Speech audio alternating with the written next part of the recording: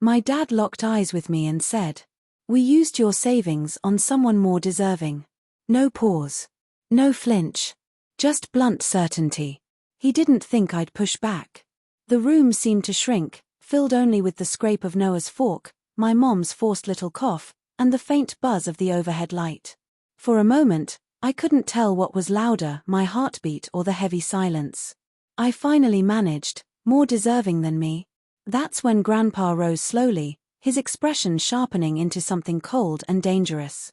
The kind of look that warns a fracture is coming. "Say who," he ordered.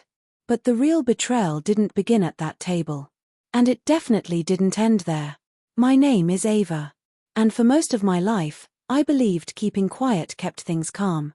I grew up in a home where silence kept the peace, and speaking up brought consequences. So I learned early to shrink myself, to take up the tiniest space possible. I was the kid who packed her own lunch, walked herself to class, and stopped asking for anything because there was always someone who supposedly needed it more. That someone was my little brother, Noah. People constantly said he had potential, like it was something he radiated without effort, something we were all meant to revolve around. My parents poured everything into that idea. Admiration, time, money, pride. By the time we hit our teens, the favoritism wasn't even disguised.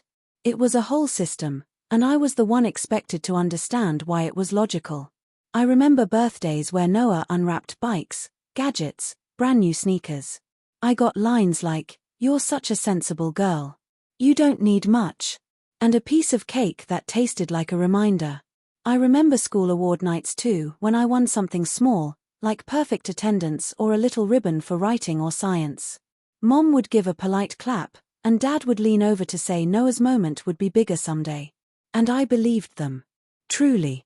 At 16, I started working after school, first a filing job, then weekend shifts at a cafe. I saved every cent. It grew slowly but steadily, this little thing I thought I could depend on. Dad said he'd help set it up in a savings account for my future. I trusted him. That's what I thought families did, protect each other's effort. By 23, I was working full-time as a junior admin in the city, and that savings account was supposed to be my cushion. Nothing dramatic, just rent stability, maybe a cheap used car, something that proved I was building a life by myself. And I was trying. I rented a tiny apartment, thin walls, a view of a parking lot, nothing fancy. But it was mine. I filled it with thrift picture frames, kept a half-alive plant on the windowsill, and learned the nighttime rhythm of the street below. My life was simple, but it held. Still, every other weekend, I drove back to my parents' house. I told myself it was obligation, but really, it was Grandpa. He lived a few hours away but visited often, always timing it for when I came home. He never directly said he noticed the imbalance in our family. He didn't need to. His questions always sounded soft, yet they cut exactly where they needed to. "You holding up okay, kid? They treating you right?" I'd force a smile and answer, "Yeah." Back then, I had no idea he already suspected something was off. I hadn't even let myself consider it. I didn't catch the first red flag immediately. It was a Wednesday evening after work, the kind of night when the whole city feels worn out, and the train smells like damp air and metal. I got home, kicked off my shoes, reheated leftover pasta, and opened my laptop to check my account like I did at the end of every month. The number didn't look right. I blinked, refreshed the page, checked the Wi-Fi, refreshed again. It wasn't low. It was practically drained. For a few moments, I didn't move. The fork hung frozen halfway to my mouth. That old instinct stirred in my ribs, "Don't panic yet. Don't jump to conclusions." But then I saw the recent activity, payments, transfers, withdrawals I didn't recognize. Not one. Not two. A whole string of them. All quiet, spaced apart, careful, like someone expected I wouldn't bother paying attention. Someone who knew I rarely caused trouble. The next day at my parents' place, I pretended everything was normal. Mom was chopping vegetables, humming. Noah was stretched across the couch, a brand new laptop glowing on his knees. Sleek, pricey. Not the kind of thing he ever had unless someone else bought it. "Nice laptop," I said, choosing my tone carefully. He didn't even glance at me. Yeah. Dad said it was time I had something decent for class. My chest tightened. Class? You're taking classes now? Yeah. Some extra programs. Stuff I need. Gear, supplies. They said it's an investment. He shrugged, tapping the keys like he deserved it. You know how it is. I knew all too well. Mom slid the chopped carrots into a pot. Ava, be supportive. He's at a delicate age. Don't you remember how you were then? I worked after school, I answered quietly. She brushed my words away. That was your choice. And you turned out fine. It wasn't what she said that cracked something inside me, it was the tone. The assumption that I'd swallow it again without protest. Later that evening, after Mom went upstairs and Noah vanished to play games, Dad walked into the kitchen. He opened a drawer, rummaged around, then shut it hard enough to make the utensils rattle. I studied him, searching his face for some part of the father I used to know. Dad, I said, can we talk about my savings account? He didn't flinch. What about it? There's money missing. A lot. Still no reaction. We used it. My breath hitched. Used it for what? For your brother, he said, calm and matter-of-fact. He needs chances. Opportunities you didn't. I stared at him. I didn't need opportunities. You're already working, he explained, as if he were stating a fact about the weather. You're stable. You're doing fine. Noah's future needs more help. The way he said it, cold, rational, shifted something deep inside me. My whole life, I tried to stay small, stay easy, not make waves. And somehow that made me less worthy in his eyes. I don't remember what came out of my mouth next. Maybe nothing. Silence was the only thing I had left to protect myself. But later that night, while the house slept, I checked the drawer he'd opened earlier. Under a stack of old takeout menus was a folder. My name on the tab. Inside were forms, paperwork to open a small loan under my identity. My hands trembled, but it wasn't fear anymore. It was something sharper.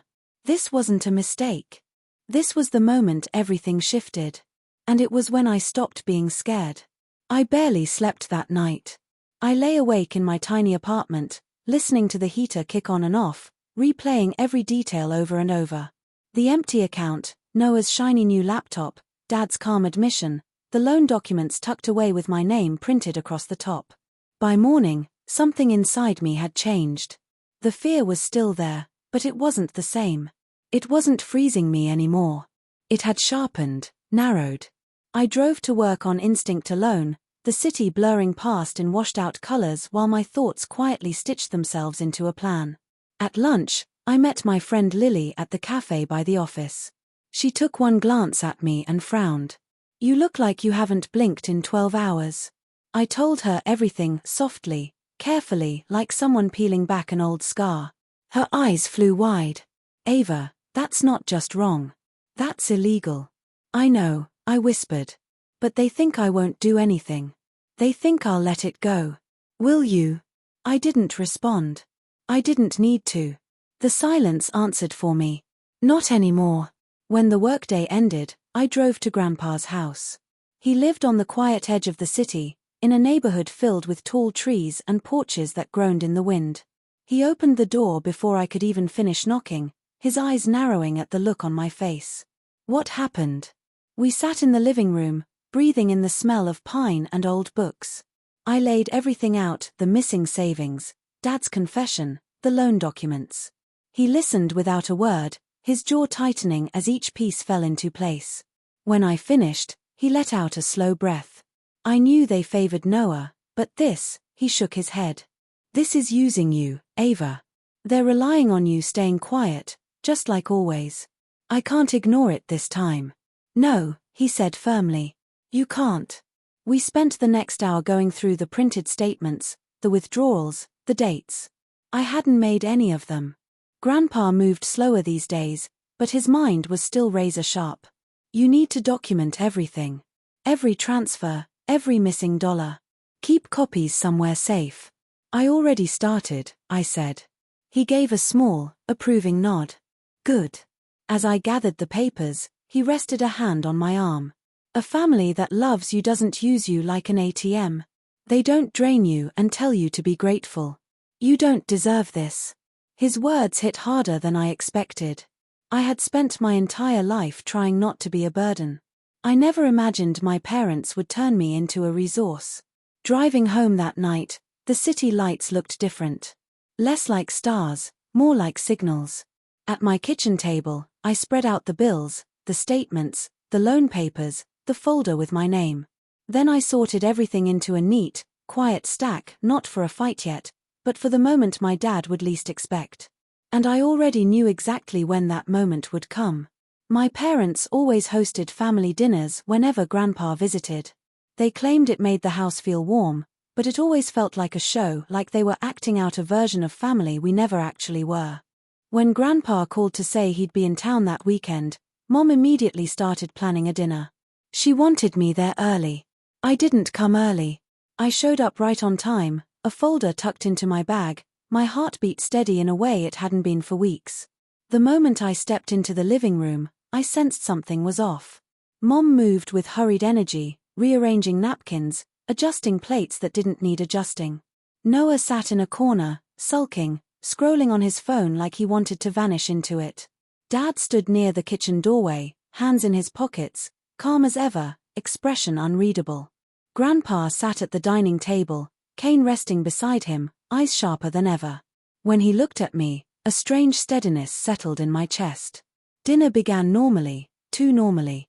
Small talk, silverware clinking, the aroma of roasted chicken mingling with the faint scent of the citrus cleaner Mom always used. But the air felt tense, stretched so thin it could tear. Dad cut into his food and glanced at me. "Heard work's keeping you busy." "Yeah," I said. "It's been steady," Mom added. "We're proud of how independent you are. Not everyone your age manages that." I almost laughed.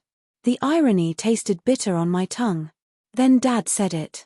No pause, no warning. "We spent your savings on someone better." The room froze. Not a sound, just a weight pressing down. Grandpa's gaze moved slowly from me to Dad. Noah froze mid-chew. Mom dropped her fork with a clatter. I swallowed once. "Better than me," Dad said, unflinching. "Your brother needed support. You didn't. It's simple." A word like that should never justify betrayal. I didn't look away. That money was mine. Every cent. I earned it. "You'll be fine," he added, brushing the air as if shooing a fly. "You're responsible. Strong. No one needs to guide you." Grandpa pushed back his chair, the scrape cutting through the tension. He rose slowly, but his presence filled the room. "Name that someone," he said, voice low and firm, "now." Dad opened his mouth, but whatever came out wasn't confidence, it was panic disguised as irritation. "Dad, this isn't your business. We handled things as we saw fit." "That's clear," Grandpa said. "Too clear." His gaze landed on me. I reached into my bag and pulled out the folder. My hands didn't shake. Every page felt like an anchor, not a burden. "I brought something," I said, I announced. Dad's jaw tightened. "Ava." I laid the papers on the table, statements, withdrawals, payments, bills, dates all lined up like confessions. The last page had the loan paperwork on top. Mom's breath caught. "Where did you get all that?" "It was in your drawer," I said calmly. "The one you thought I'd never check." Noah leaned forward, confusion spreading across his face. "Wait, this came from her account." Dad snapped, "You needed those classes. Don't start acting ungrateful." "I didn't ask you to take her money," Noah said, his voice cracking for the first time. "Why would you even?" "Because you deserved it," Dad said sharply. "Ava doesn't need expensive things. She doesn't need the same opportunities. She manages on her own. She always has." Grandpa slammed his palm on the table, not hard, but enough to silence everyone. "That does not make her less deserving," he said. "It makes her exploited." Dad's face flushed. "Dad, you don't understand." "Oh, I understand perfectly," Grandpa said, voice ice. "You took her savings without asking. You tried to open a loan under her name. You risked her future to keep pretending Noah is helpless. Mom whispered, we were trying to support him. At her expense. Grandpa asked, eyes back on me. Ava, speak plainly. What do you want to happen now? For the first time in that house, someone asked me that. I breathed in slowly. I want my savings returned. Every dollar. And I want the loan paperwork destroyed by your hands, not mine. Dad shook his head. You're overreacting. You have a job. You'll replace. Grandpa, I cut in. She won't replace what you stole. You will. Dad's expression shifted, anger, then fear.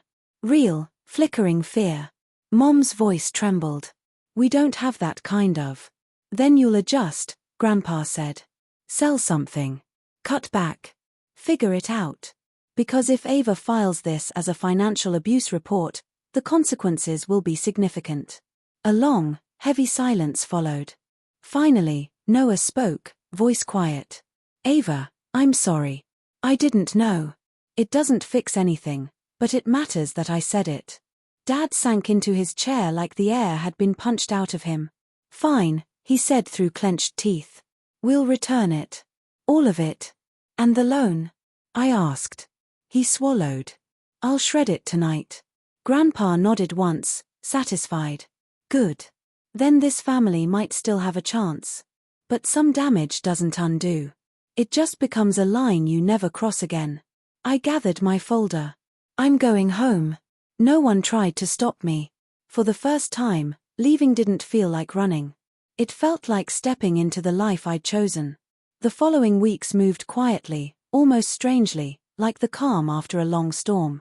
My parents returned the money in small, tense installments, more than they ever imagined explaining.